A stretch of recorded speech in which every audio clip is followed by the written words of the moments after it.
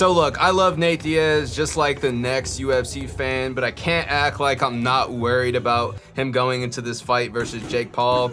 It's happening at 185 pounds, and Jake Paul has serious knockout power. I mean, he's practically knocked out almost everyone he's fought. You know, Nate does have a slight reach advantage over Jake Paul. I think if Nate can really incorporate his jab, keep Jake at the end of his jab, I think that's his best option in winning this fight. Nothing against Nate Diaz, but he doesn't have knockout power. I mean, that's not his style. He isn't a knockout artist.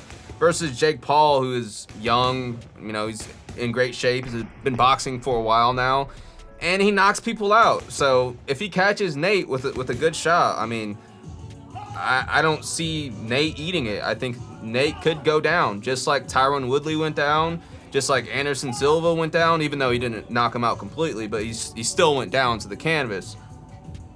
You know, once again, if you're Nate Diaz, you got to use that reach advantage. Be slick, get out of there. Don't let Jake, you know, catch you with anything big, because Jake does tend to load up. You know, he kind of telegraphs that he's about to throw his knockout punch, especially in his last fight versus Tommy Fury. You could tell he was trying to knock him out.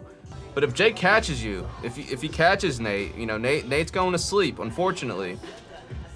Not only that, you know, Nate's gonna cut. You know, you catch Nate with a couple clean shots with these horse-skin gloves, Nate is gonna be very, very bloody, which I think is going to happen early into the fight. And who knows? You know, the referee could easily stop this fight.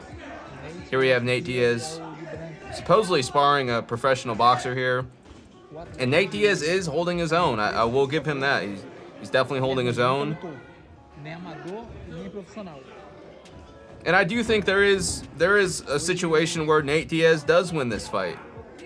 If he can wear out Jake, which Nate tends to do, he wears out his opponents, brings them to deep water. You know, Nate Diaz has great cardio, Jake doesn't. So Nate could win this fight, but it's definitely a tough fight for Nate Diaz. I think he's like 37 years old now, 36 years old. Jake is young, he's fresh. And it's boxing, you know, it's not an octagon. You know, the advantages on paper, they all have to go with Jake Paul. Which is unfortunate because, you know, I definitely like Nate Diaz more than I like Jake Paul, but we have to call it a spade.